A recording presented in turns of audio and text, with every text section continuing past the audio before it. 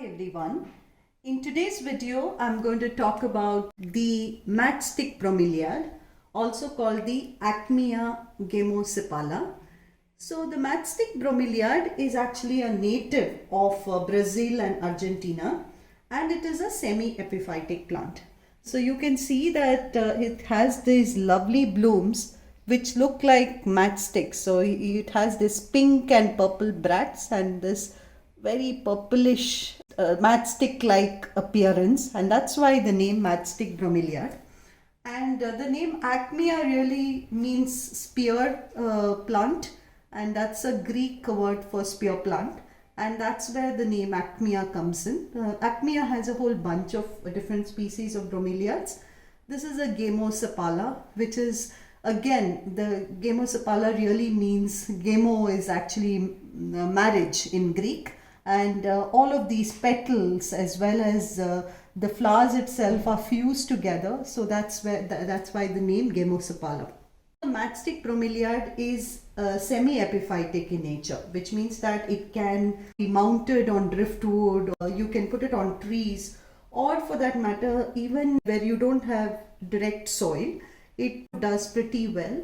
So from a care perspective, if you use orchid type of soil to take care of it, it does extremely well. If you look at from a blooms perspective, I have seen this plant growing more or blooming more towards the winters rather than in summers. And like any other monocarpal is once it flowers, the mother plant dies. So it's one flower per plant.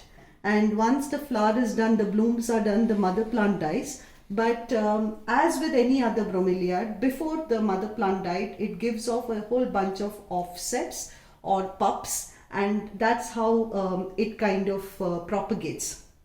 And the other interesting part, especially with this, is it propagates through stolons. Stolons is like runners. Like you've seen strawberry runners, right? So it gives off these aerial runners and then it propagates through stolons, and it quickly propagates as well. One plant was given to me by my friend Rashmi, and this has filled up the entire pot now. And this plant, now that it has bloomed, over some time the mother will die and then there will be more plantlets that will come here. Okay, now the other interesting part is, as with every bromeliad, all of these plants have small little holes. They are called the well of the plant, and typically in the wild, this well is where the water and the nutrients get collected. So nobody really fertilizes these plants in the wild. So there are different names that you can call it. Some people call it the well, some people call it a tank, so different things.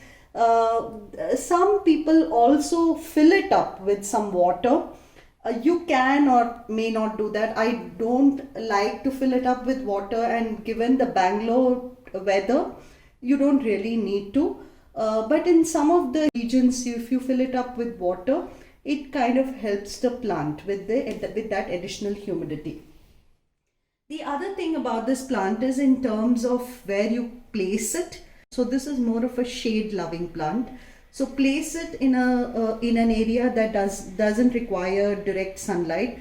Place it under a tree, a canopy of a tree, or if it's in your balcony, it should be far away from the direct rays of the sun, and that's where it will do really well. In my case, I have put it on a shelf which is further away from the balcony. Like with ferns or anthuriums, that is a similar kind of shade requirements that this plant requires. You see that this is a green variety. There is also a variegated leaf variety in the matchstick bromeliad. It is called Lucky Stripes. So the foliage there also looks fantastic because it looks like a beautiful variegated with a light green center with the yellow or white margins. In terms of soil, I have told you orchid soil. In terms of light, it is a shade loving plant. In terms of watering, of course, it's humidity loving. Don't over water it. Don't let it be soaking wet.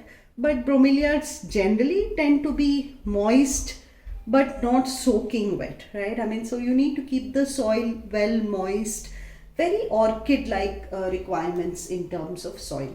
Otherwise, it's one of the easiest bromeliads. No, hassle, no maintenance, no pests. Very easy to grow, and the biggest advantage is these lovely blooms. It's so beautiful to see these matchstick-like blooms just unfurling. Okay, and once they come in, they will remain for a while.